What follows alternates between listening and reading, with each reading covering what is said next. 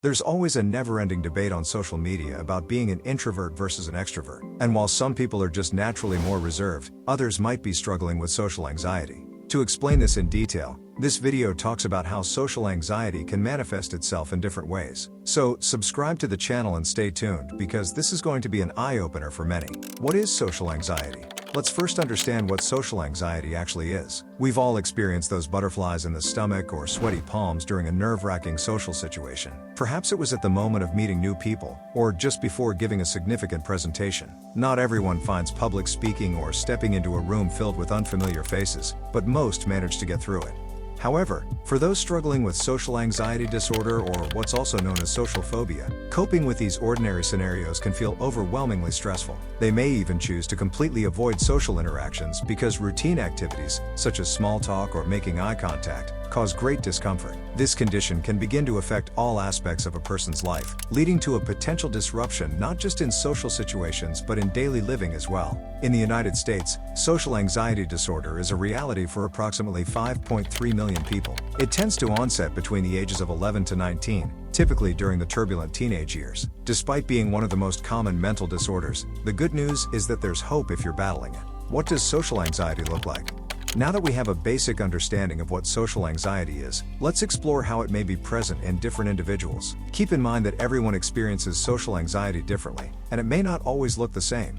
You feel like everyone is judging you. So, let's start with the obvious one. You're at a party and feel like everyone around you is judging your every move. Whether it's how you look, what you say, or even your body language, the fear of being judged can be paralyzing for someone with social anxiety. Here's a universal experience. Feeling like you're always under scrutiny when you're dealing with social anxiety. It's as if there's a magnifying glass trained on you at all times, and you feel an acute awareness of every move you make. You might find yourself constantly worrying, reflecting your anxieties onto others, and obsessing over how they perceive you. However, just because you're hyper-aware of every aspect of yourself doesn't mean everyone else is dedicating that same level of attention to you. You see, in the real world, people are not as centered on you as you might believe. They're likely caught up in their own concerns, much like you are. And here's one more truth. You're the one who knows yourself best, so don't let others' opinions dictate your worth. You struggle to make eye contact. Making and maintaining eye contact can be a challenging task for someone with social anxiety. In fact, it might even feel physically uncomfortable or nearly impossible. Why is that? Well, when we make eye contact, we're revealing ourselves in a vulnerable way. It's like opening up a window into our inner world. And for people with social anxiety, this can be extremely intimidating. The thought of someone seeing right through them makes them want to run away from the situation altogether. Also, avoiding eye contact may serve as a coping mechanism for those who are anxious in social situations. For example, they may feel like avoiding eye contact can help them avoid potential judgment or confrontation. You struggle with small talk. Small talk, the bane of existence for someone struggling with social anxiety. The pressure to make conversation can feel overwhelming, causing feelings of inadequacy and self-doubt. For individuals with social anxiety, small talk may feel like a high-stakes performance where every word is carefully chosen and scrutinized. This added pressure can make even the simplest conversations seem daunting. You must have seen people who can effortlessly strike up conversations with strangers, and thought to yourself, how do they do that? Well, here's the thing. Small talk is a skill that takes practice. And for those with social anxiety, it may take some extra effort and courage to build this skill. It affects your relationships. Making friends can be a real challenge when you're the shy type. And if you're someone who's struggling with social anxiety, it can sometimes feel like you're attempting the impossible. For those who are shy, getting past that initial discomfort and uncertainty of meeting new people can seem like a towering hurdle. You need to figure out the right words to start a conversation, and this can be nerve-wracking.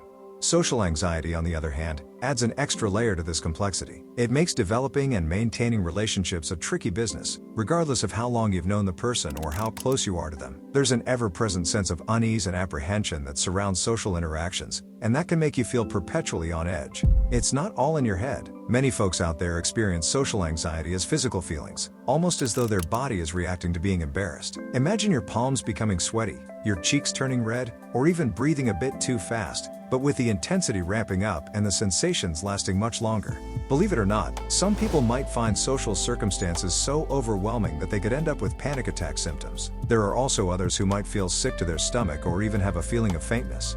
These physical signs caused by social anxiety can indeed be frightening, but a silver lining here is that they're seldom dangerous to your immediate health. So, while these sensations can be quite unnerving, take comfort in the fact that they're unlikely to harm you directly. Social anxiety versus shyness. Okay, so at this point you might be wondering, isn't social anxiety just a fancy term for being shy? The answer is no. While both can involve feeling uncomfortable in social situations, there are some key differences between the two. Shyness is a personality trait that denotes a tendency to be reserved or inhibited in social situations. It's not necessarily linked to fear or anxiety, but may simply be a preference for solitary activities or smaller groups. On the other hand, social anxiety disorder involves an intense fear of being judged and evaluated by others. It often goes beyond shyness and can significantly impact a person's daily life. Let's understand this with some real-life examples. Consider you're at a party and feeling nervous about talking to new people. If you're shy, you may choose to step back and observe from afar or stick with the few people you already know. However, if you have social anxiety disorder, these same situations may trigger intense feelings of dread and fear, making it difficult for you to engage with others. Another key difference is that shyness is often situational and can be overcome with time and practice. Social anxiety disorder, on the other hand, is a diagnosable mental health condition that requires professional treatment. So that's it. If you want another video to help you guide how to deal with social anxiety and how to get more comfortable in your own skin, let us know in the comments below. And don't forget to subscribe to our channel for more helpful content like this.